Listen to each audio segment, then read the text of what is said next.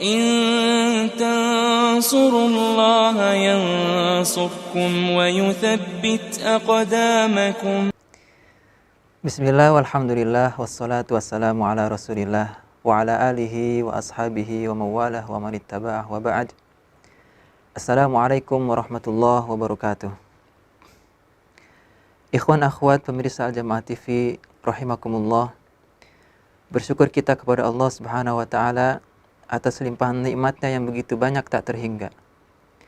Dan di antara nikmat-nikmat yang banyak itu ada satu nikmat yang paling utama, yaitu nikmat al-hidayah. Para sekalian, bayangkan tanpa hidayah, seperti apapun nikmatnya hidup ini, nyamannya hidup ini, maka tidak akan berarti. Kemudian salawat serta salam semoga tercurah kepada baginda Nabi Muhammad SAW. Beliau, Masya Allah, mengorbankan jiwa raganya demi tersebarnya hidayah ini kepada kita sekalian. Ya, berdarah-darah. Kemudian para sahabatnya juga berjihad untuk menyebarkan agama ini, sehingga akhirnya sekarang kita bisa menikmati Islam dengan tentram. Pemirsa Al-Jamaah TV yang berbahagia, kita tahu bahwasannya Al-Quran dan Al-Hadis merupakan sumber utama hukum Islam. Oleh karena itu, mempelajarinya menjadi sangat penting. Karena tidak mungkin seseorang akan menjadi muslim yang baik ketika dia tidak mengamalkan keduanya. Maka insya Allah pada kesempatan yang baik ini kita akan mempelajari atau mengkaji salah satu di antara keduanya, yaitu ilmu hadis. Ikhwan wal akhwat pemirsa Al-Jamaah TV yang berbahagia, kajian-kajian ilmu hadis banyak sekali tersebar di masyarakat kita, bahkan di seluruh dunia. Di lembaga-lembaga pendidikan, kajian hadis tidak pernah luput, mesti ada. Akan tetapi kebanyakan kajian-kajian tersebut itu lebih pada isi daripada hadis itu. Lebih membahas, lebih fokus pada materi atau perkataan Rasul ataupun perbuatan Rasulullah SAW ataupun sifat-sifat beliau SAW. Nah, ilmu yang akan kita bahas insya Allah pada kajian-kajian berikutnya adalah ilmu tentang bagaimana kita mengetahui apakah sebuah hadis itu betul bersumber dari Rasulullah SAW atau bukan. Ilmu ini kemudian dikenal oleh kita sebagai ilmu mustalahul hadis. Ikhwan wal akhwat pemirsa Al-Jamaah TV rahimakumullah.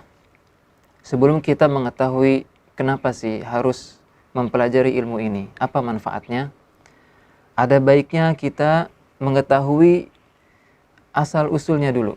Bagaimana ilmu ini kemudian lahir. Dahulu ketika Rasulullah SAW wafat, kewajiban mengemban dakwah Islam sepenuhnya dilakukan oleh para sahabat radhiyallahu anhum ajma'in.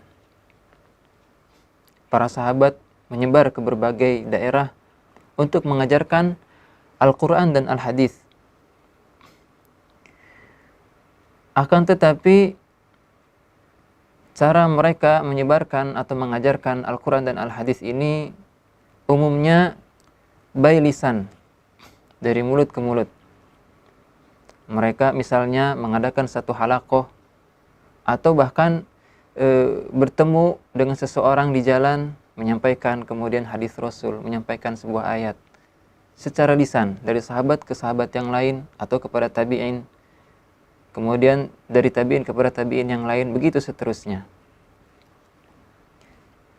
Nah, kemudian pada masa kekhilafahan Abu Bakar As-Siddiq terjadi perang Yamamah, di mana banyak hufadzul Quran, para penghafal Al-Quran yang gugur menjadi syuhada di medan perang tersebut.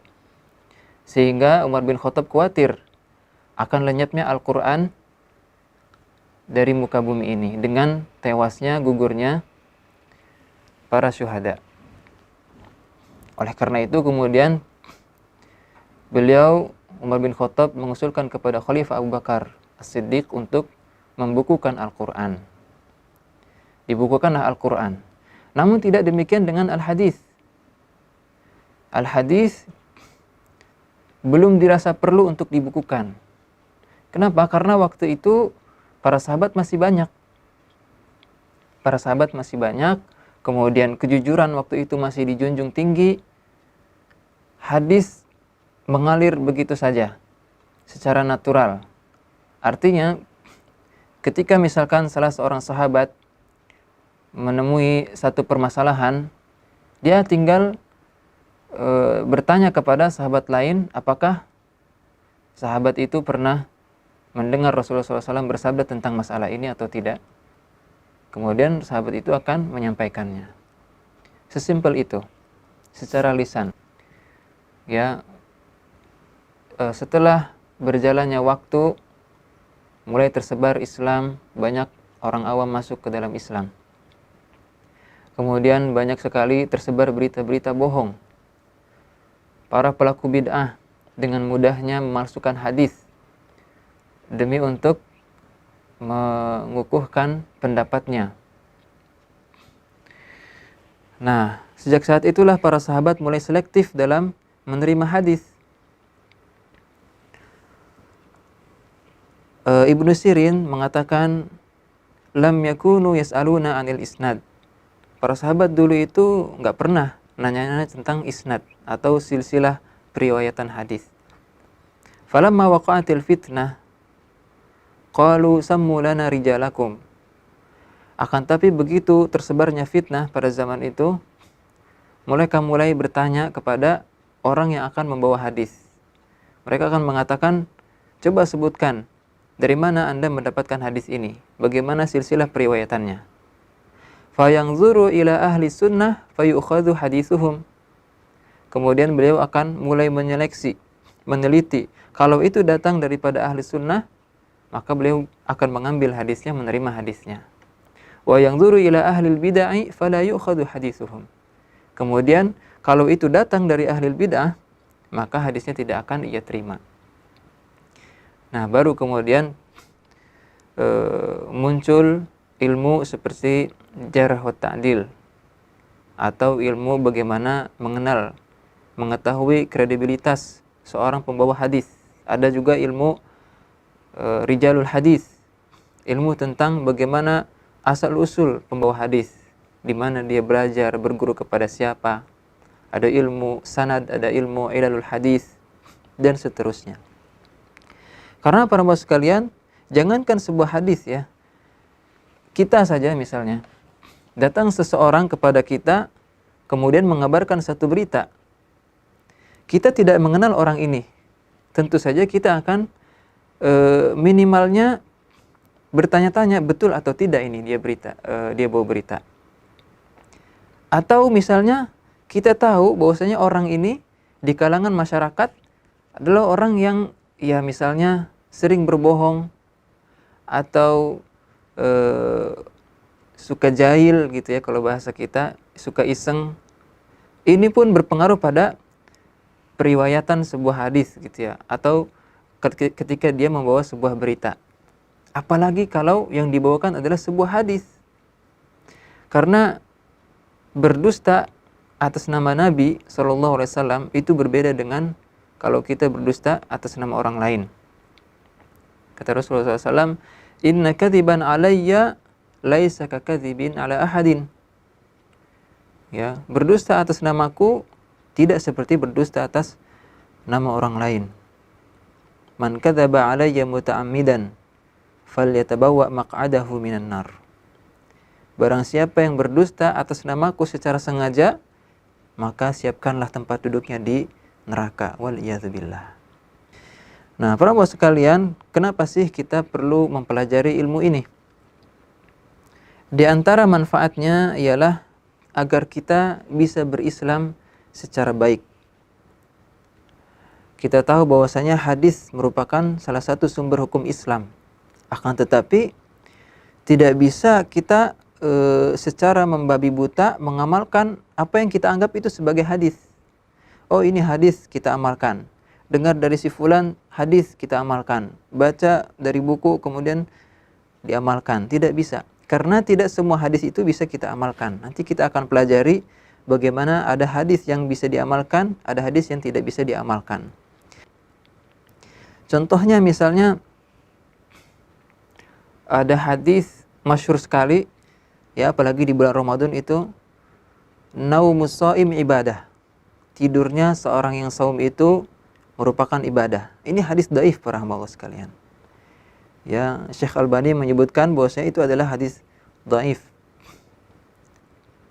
Ketika seseorang mengamalkan hadis ini, maka dia akan lebih memilih untuk ya tidur aja gitu, dibandingkan mengamalkan ibadah-ibadah utama lainnya seperti tilawatul Quran misalnya, melakukan atau memperbanyak sholat-sholat sunnah. Ia luput dari ibadah-ibadah utama, sehingga ibadah saumnya itu jadi tidak maksimal. Nah, dengan kita mengetahui ya atau mempelajari ilmu mustalahul hadis, kita kemudian bisa menjadi seorang muslim yang baik. Karena kita lebih selektif dalam mengamalkan sebuah hadis. Nah, kemudian di antara manfaat yang lainnya ialah agar kita mengetahui mana hadis makbul, mana hadis yang mardud. Makbul itu artinya hadis yang bisa diterima. Adapun mardud, hadis yang mesti ditolak. Nanti juga kita akan pelajari apa itu syarat-syaratnya sebuah hadis bisa dikatakan makbul, sebuah hadis bisa diterima.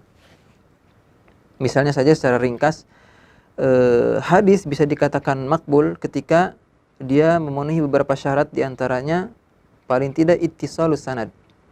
Sanadnya itu nyambung kepada Rasulullah Sallallahu Alaihi Wasallam. Ya, tidak terputus. Kemudian dari sisi rawinya sendiri, yang membawakan hadis itu sendiri, harus mempunyai sifat adil misalnya. Baik, solih. Bukan seorang yang pendusta atau seorang yang banyak melakukan maksiat. Kemudian hafalannya harus dhabit. Hafalannya harus kuat. Ya, dan seterusnya. Kemudian di antara manfaat lainnya agar kita bisa menjaga kemurnian ajaran Islam ini. Karena para hamba sekalian, banyak kaum orientalis apalagi ya, itu memalsukan hadis-hadis. Banyak orang-orang itu mempelajari Islam hanya untuk menghancurkan Islam dari dalam, dengan cara memalsukan hadis.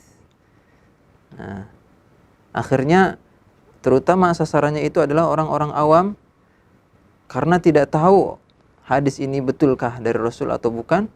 Asalkan itu hadis, dia amalkan saja, sehingga akhirnya ya kemurnian ajaran Islam itu ternodai. Nah, maka menjadi penting bagi kita untuk mempelajari ilmu mustalahul hadis. Di antara manfaat yang lain ialah agar kita bisa menghargai juhdul ulama, menghargai bagaimana jeripayah para ulama dalam menjaga keautentikan sebuah hadis. Mereka, Masya Allah, untuk mendapatkan sebuah hadis saja perjuangannya luar biasa. Ada yang melakukan rihlah yang sangat panjang, perjalanan yang sangat panjang. Dan perjalanan dahulu itu tidak seperti sekarang, ada alat transportasi. Dulu hanya mengandalkan misalnya unta atau bahkan keledai. Melakukan perjalanan yang sangat jauh hanya untuk mendapatkan sebuah hadis. Dan itu belum tentu sahih. Itu hanya dalam rangka mengumpulkan saja. Misalnya saja Imam Al-Bukhari yang paling terkenal dalam ilmu hadis. Ya. Beliau itu menurut Al-Khatib Al-Baghdadi mengumpulkan 600.000 hadis. Mengumpulkan 600.000 hadis. Para sekalian, kalau kita misalnya saja disuruh menghafalkan misalkan 60 hadis saja, itu luar biasa susahnya. Padahal sudah tersedia kitabnya, kita tinggal menghafal. Imam Al-Bukhari, beliau itu mengumpulkan hadis itu 600.000. dan kemudian beliau hafal. Nah, dari 600.000 hadis itu beliau akan seleksi secara ketat, diambil yang paling sahih saja dengan ketat gitu ya. Tinggal 2.602 hadis. Ini versi Al-Hafidz Ibnu Hajar. Dari 600.000 menjadi 2.602 hadis. Dan itu beliau lakukan selama 16 tahun. Proses penyeleksian itu beliau lakukan selama 16 tahun. Setiap kali beliau ingin menuliskan satu hadis itu, beliau akan melakukan sholat istikharah dulu. Masya Allah, ini betapa beliau itu hati-hati dalam menyebarkan al-hadis, dalam menyampaikan hadis. Lantas tiba-tiba ada orang yang mengatakan, siapa itu Bukhari? Dia juga manusia, masa ia nggak salah? Ini orang yang tidak paham tentang mustalahul hadis, bagaimana para ulama susah payah dalam menjaga keautentikan sebuah hadis. Contoh yang lainnya yang banyak ya kita dengar itu Syekh Al-Albani misalnya. Beliau memang ada hadis-hadis yang oleh para ulama terdahulu dihukumi dhaif, kemudian oleh beliau dihasankan. Nah, disebabkan inilah kemudian banyak orang yang meremehkan kredibilitas beliau. Padahal tidak lain beliau hanya menerapkan kaidah-kaidah yang justru oleh para ulama terdahulu disusun. Barangkali ulama terdahulu itu baru sempat mengumpulkan data, ya, kemudian keburu wafat sebelum menyeleksinya atau sebelum mengoreksinya. Nah, baru di zaman Syekh Albani kemudian data lebih lengkap, kemudian bisa membandingkan. Contoh seperti ini, gambarnya seperti ini. Ketika ada sebuah hadis dhaif, ya, dihukumi dhaif oleh para ulama terdahulu. Kemudian Syekh Albani akan mendapatkan data, ternyata ada riwayat yang lain yang lebih kuat kedudukannya. Maka hadis dhaif ini bisa naik derajatnya menjadi hadis yang hasan. Nanti kita akan pelajari ada istilahnya hasan li ghairihi. Yang tadinya dhaif karena ada riwayat lain yang lebih kuat, maka derajat hadis dhaif ini naik kepada derajat hasan. Seperti itu. Itulah di antara beberapa manfaat kita mempelajari ilmu mustalahul hadis. Nah, ikhwan wal akhwat, pemirsa Al-Jamaah TV rahimakumullah. Sebenarnya banyak sekali ya karya-karya para ulama tentang ilmu mustalahul hadis. Sebut saja misalnya ada di antaranya itu ilmu mustalahul hadis yang pertama itu Al-Muhaddis Al-Fasil Bainar Rawi wal Wa'i, karya Al-Qadi Ar-Ramahurmuzi. Kemudian sebut saja misalnya Al-Kifayah fi Ilmi Riwayah, karangan Al-Khatib Al-Baghdadi. Ada Muqaddimah Ibnu Salah, ada takribnya Imam Nawawi. Kemudian takrib Imam Nawawi ini disyarah oleh Imam As-Suyuti dalam kitab Tadribur Rawi fi Syarhi Taqribin Nawawi. Ada banyak sekali. Namun insyaallah pada kajian-kajian berikutnya kita akan lebih mengacu pada kitab Taisir Mustalahul Hadis karya Dr. Mahmud Tohan. Nah, karena kitab Taisir Mustalahul Hadis ini mudah difahami, gampang, ringkas, simple, cocok untuk kita seperti kita sebagai pemula. Dibahas per poin, ya.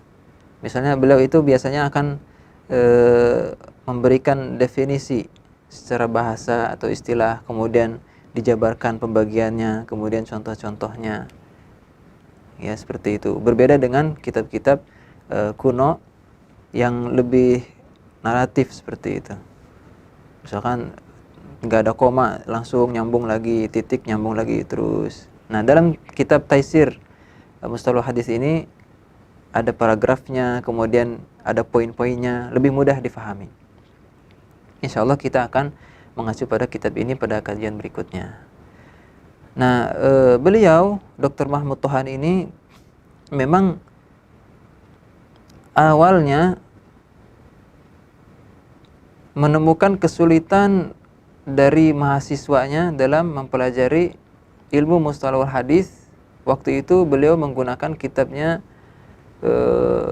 Ibnu Salah, Muqaddimah Ulumul Hadis karya Ibnu Salah. Mahasiswa beliau merasa kesulitan. Kemudian diganti lagi dengan ringkasannya, yaitu karya Imam Nawawi, kitab Taqrib, At-Taqrib At-Taisir lima arifati Sunanil Bashirin Nadhir. Itu ringkasan dari kitabnya Muqaddimah Ibnu Salah. Akan tapi para mahasiswa juga masih kesulitan, karena memang kitab-kitab kuno itu sastranya tinggi, bahasanya tinggi, kemudian syarat dengan syair-syair. Nah, maka kemudian beliau tulislah kitab ini, Taisir Mustalahul Hadis. Nah, insyaallah jadi entar gambarannya itu ya yang akan kita bahas di dalam kitab ini, itu paling tidak ada 4 pembahasan. Kita akan bahas di dalamnya itu ada khobar.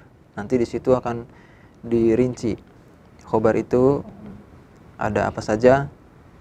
Nanti kita akan bahas apa itu makna hadis, apa itu makna khobar, makna asar, perbedaannya apa, kemudian contoh-contohnya, bagian-bagiannya. Kemudian ada bagian kedua, yaitu membahas tentang al-jarh wa ta'dil, tentang kredibilitas seorang pembawa hadis. Kemudian berikutnya ada pembahasan tentang pilar-pilar periwayatan sebuah hadis. Kemudian pada pembahasan berikutnya tentang isnad dan rawi. Insyaallah pada kajian berikutnya kita akan mulai masuk pada pembahasan khobar.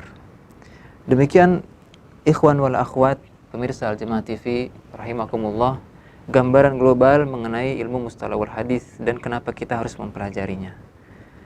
Semoga Allah memberikan kepada kita keistiqomahan untuk senantiasa mempelajari syariatnya, ya, mengamalkannya dan juga mengajarkannya atau menyebarkannya kepada orang lain. Billahi fisabil haq. Assalamualaikum warahmatullahi wabarakatuh. إن تنصروا الله ينصركم ويثبت أقدامكم